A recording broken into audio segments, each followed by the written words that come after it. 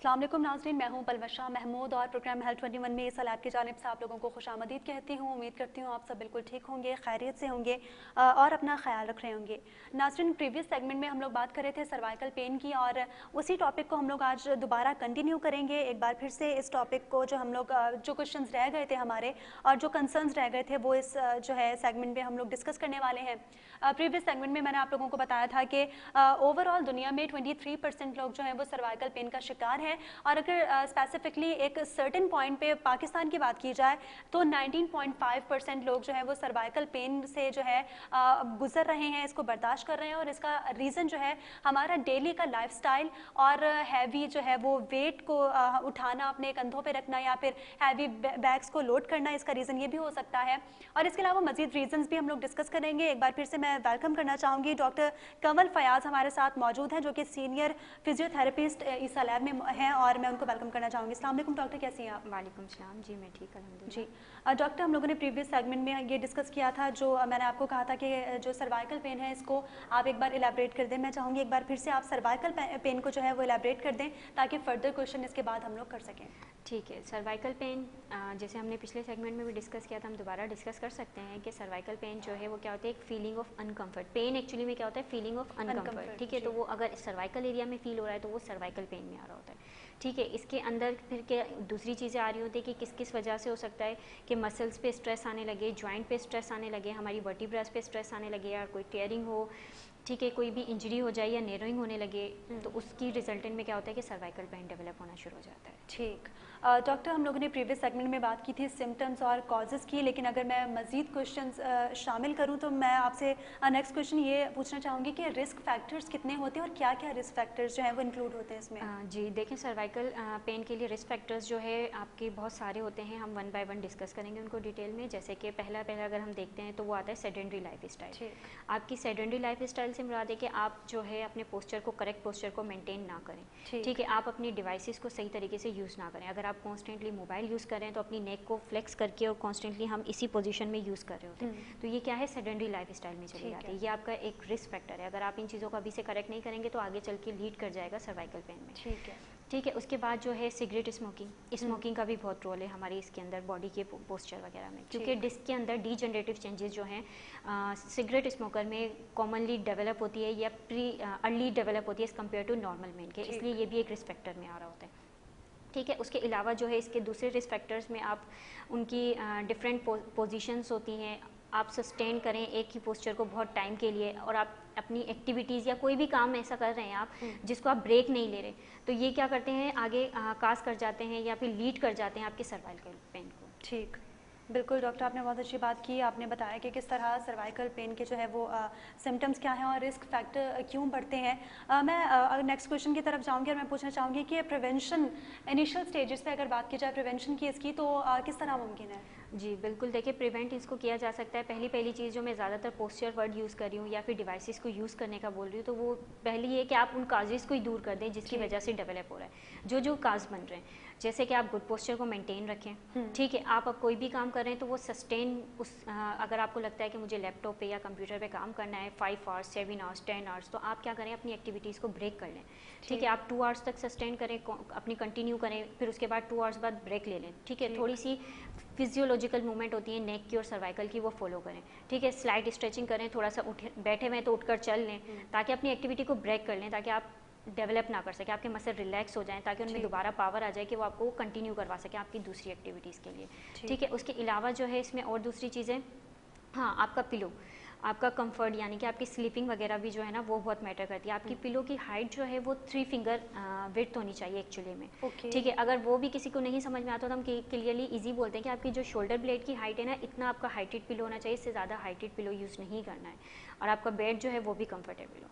तो ये भी क्या है, इसके ज़रिए भी हम इसको होने से प्रिवेंट कर सकते हैं।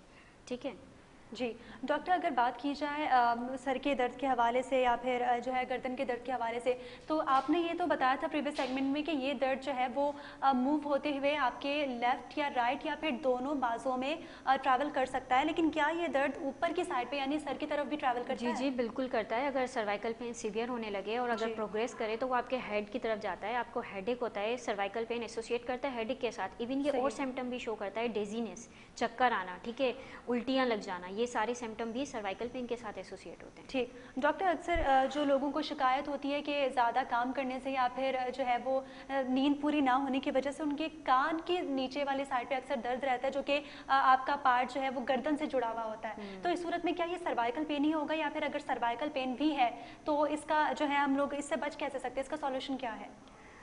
देखिए, ऐसे तो किसी को सोने की वजह से बिल्कुल हो जाता है, तो उनमें फिर हम उन्हें गाइड करते हैं कि अपना जो पिलो है वो सॉफ्ट रखें, बहुत हार्ड पिलो इस्तेमाल ना करें। ठीक है, आपका जो जिस पे आप सो रहे हैं, ताकि वो इतना कंफर्टेबल हो। अगर आप साइड लाइन में है या सुपाइन पोजीशन में, तो आपकी नेक की जो कर्व है ना, नेचुरल कर्व, वो मेंटेन रहे। ठीक है, अगर वो चीज़ें मेंटेन रहती हैं तो फिर आपको इस तरह के पेन डेवलप नहीं होते। आप बहुत हार्ड पिलो रख लेते हैं या डबल पिलो यूज़ करते हैं, उसके रिजल्टेंट में जब आप सुबह उठते हैं तो फिर बोलते हैं हमारी गर्दन में दर्द हो रहा है, और मैं जब सो के उठी तो मुझे दर्द फील हो रहा था। इस तरह से क्या है जी। डॉक्टर, आपने कुछ देर पहले बात की थी डिहाइड्रेशन की, कि एक ये भी वजह है जिसकी वजह से हम लोग सर्वाइकल पेन का शिकार होते हैं। अगर डिहाइड्रेशन के साथ डाइट की बात की जाए तो क्या आपकी डाइट भी जो है वो आपकी ये सर्वाइकल पेन के लिए कुछ इम्पोर्टेंस रखती है?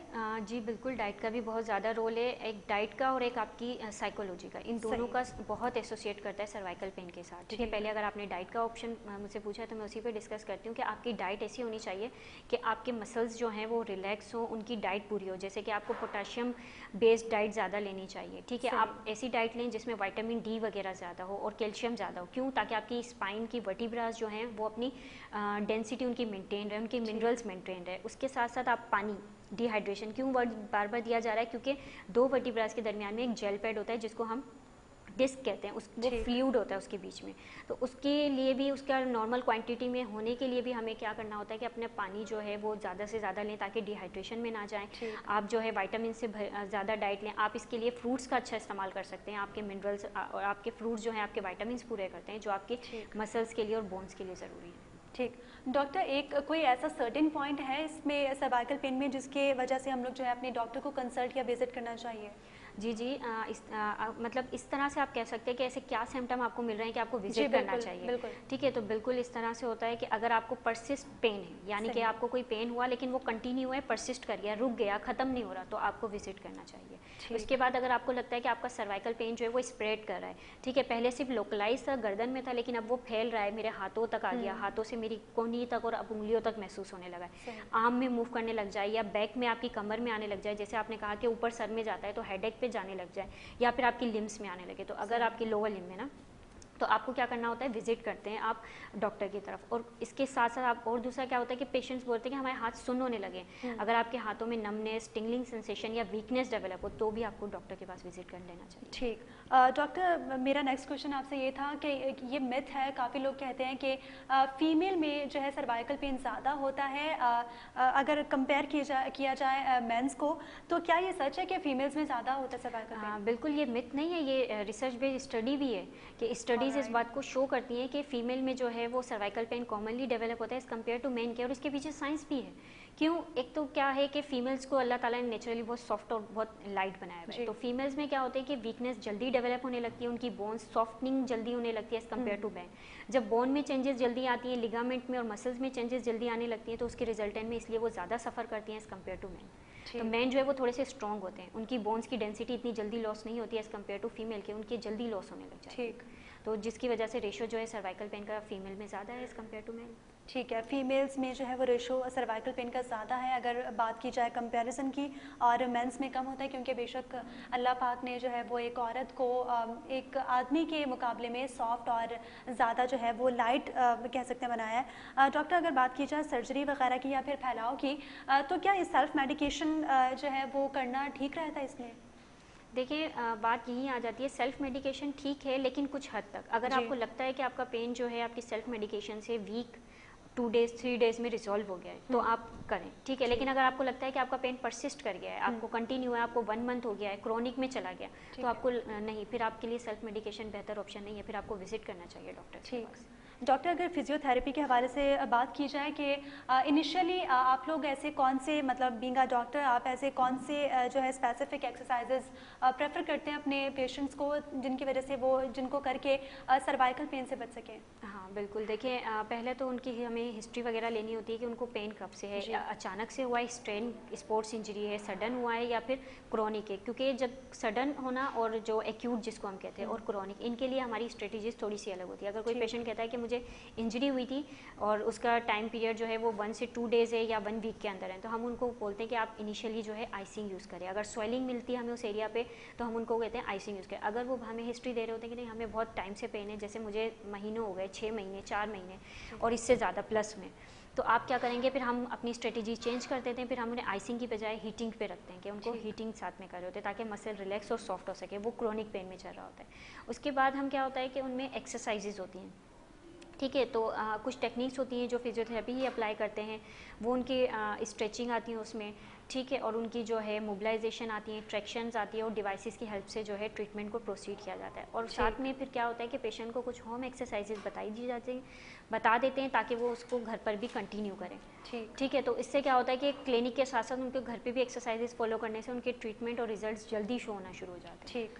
डॉक्टर, अक्सर लोग ये समझते हैं कि अगर सर में दर्द है तो ऑयलिंग करने से या फिर हेड मसाज लेने से या फिर गर्दन पे जो है वो मसाज करने से पेन में जल्दी रिलीफ मिल सकता है। तो अगर ऑयलिंग करने से या फिर मसाज जो है वो घर पे करने से इसमें अगर आपको थोड़ा सा कंफर्ट मिल रहा है तो क्या इसको कंटिन्यू करना चाहिए? क्या ये फ़ायदेमंद हो सकता है? देखिए हेडेक पे अगर आप सर पे मसाज कर रहे हैं तो कोई इशू नहीं है, लेकिन अगर बात की जाए गर्दन की और शोल्डर और इस वाले एरिया की, सर्वाइकल जो एक्चुअली में है, तो इस पे हर किसी को ऑयलिंग सूट नहीं करती। बहुत से पेशेंट हमारे पास ऐसे आ रहे होते हैं, वो बोलते हैं हमने ऑयलिंग और मसाज करवा लिया तो उसके बाद मेरे पेन 2 गुना ज़्यादा हो गया, क्योंकि उन्हें पता नहीं होता कि यहाँ से कितने स्ट्रक्चर जा रहे हैं। तो हर किसी को ऑयलिंग सूट नहीं करती, तो मेरा सजेशन भी यही है कि आप ऑयलिंग ना करवाएं। ठीक है, आप मसाज ना करवाएं। हल्के हाथों से अगर थोड़ा सा कोई जेल और कोई आप बाम लगाना चाहते हैं, जैसे काफ़ी सारी जेल आ रही हैं पेन किलर्स, वो आप यूज़ कर सकते हैं। बाकायदा प्रॉपर्ली जो मसाजर के पास जाते हैं वो वाले मसाज ना करवाएं, उससे क्या है आपके सीवियर इशू जो है वो सीवियर और सीरियस की तरफ जा सकता है। ठीक है। डॉक्टर, मेरा आपसे नेक्स्ट क्वेश्चन ये है कि अभी मैंने ऑब्वियसली लास्ट जो है वो सेगमेंट में भी ये कहा था कि मुझे मेडिकल टर्म्स तो नहीं पता, लेकिन आपने जिस तरह बताया कि 2 बोन्स के बीच में एक लिक्विड होता है जो कि ख़त्म होना स्टार्ट हो जाता है या फिर जो कि निकलना स्टार्ट हो जाता है जिसकी वजह से सर्वाइकल पेन होता है, तो क्या ये लिक्विड जो है वो सर्जरी या फिर मेडिकेशन के थ्रू वापस भी उसके अंदर वापस आ सकता है? देखिए ये जो लिक्विड बाहर आता है ना, इसकी कुछ स्टेजेस होती है। ठीक है, तो उसके डिफरेंट तरह की स्टेजेस होती है, डिपेंड करता है वो कौन सी स्टेज पे है। ठीक है, अगर वो इनिशियल स्टेज पे है, ठीक है, तो फिर क्या होता है कि एक्सरसाइजेस और सेल्फ मेडिकेशन और प्रिकॉशंस, खासतौर पे एक्सरसाइज और प्रिकॉशंस के जरिए वो रिवर्स भी हो जाता है। लेकिन अगर वो डिस्क को रप्चर करके हर्निएट हो गया है, यानी बाहर आ गया है, पूरा अपने एरिया से सेपरेट होकर बाहर आ गया, तो फिर उसके लिए क्या होता है कि सर्जरी रिकमेंडेड होती है। फिर वो सर्जिकली उसको रिमूव किया जाता है और उस एरिया को बंद किया जाता है। ठीक है, बहुत अच्छी बात की आपने कि जो है एक हद तक जाके हम लोग इसको मेडिकेशन के थ्रू जो है वो रिजॉल्व कर सकते हैं, लेकिन एक सर्टेन पॉइंट ऐसा आता है जहाँ पे जाके हम लोगों को सर्जरी की ज़रूरत लाजमी पड़ती है। डॉक्टर, अगर एक्सरसाइज की बात की जाए, ऐसी कौन सी एक्सरसाइज हम लोग घर पे कर सकते हैं जिसकी वजह से हम लोग इसको प्रिवेंट कर सकें, प्रिवेंशन इसकी मुमकिन हो सर्वाइकल पेन की? हाँ जी बिल्कुल। पहली चीज़ मैं कहूँगी अपनी एक्टिविटीज़ को ब्रेक करना सीखें, सबसे ज़्यादा ज़रूरी है, चाहे वो स्टूडेंट हो, ऑक्यूपेशनल्स हो या कोई जॉब वाले एरिया।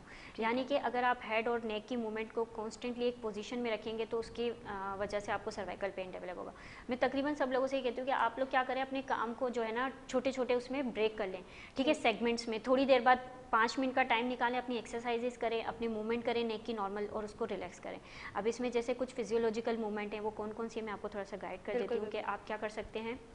कि जब आपने देखा कि मुझे बहुत देर हो गई है कंप्यूटर यूज़ करते हैं, नेक में थकावट महसूस हो रही है, तो आप अपनी चीज़ों को बंद करें, 5 मिनट अपने लिए निकालें। उसमें क्या है कि आप नेक फ्लेक्शन करते हैं। ठीक है, तो आप अपनी नेक को जो है इस तरह से आगे लेकर आते हैं। ठीक है, बिल्कुल इसको आगे लेकर आते हैं और इसी के साथ साथ आप इसको पीछे भी ले जा सकते हैं। सही। ये वाली मूवमेंट जो है आपने 7 to 10 टाइम, 7 से 10 के दरमियान उसके रिपीट करना होता है एक वक्त के अंदर। ठीक है, दूसरी मूवमेंट जो है आप नेक की कर सकते हैं इस तरह से। ठीक है, पहले 1 sided and then other sided. सही। ठीक, ये क्या होती है, साइड फ्लेक्शन कह लें या लेट, इसको हम कहते हैं रोटेशन भी कह रहे होते हैं। ठीक है, रोटेशन जो है वो आपने पहले 1 साइड करेंगे फिर दूसरे साइड, तो दोनों को आपने यही 7 to 10 टाइम करना है, पहले right side and then left side. इसके साथ एक और मूवमेंट आती है जो रोटेशनल मूवमेंट भी होती है, वो क्या होती है, नमाज वाली पोजीशन में। उसमें आपने क्या करना होता है, एक साइड पे रखकर गर्दन को रोटेट करना होता है। सही। ठीक, फिर वापस इस तरह से ले जाना होता है।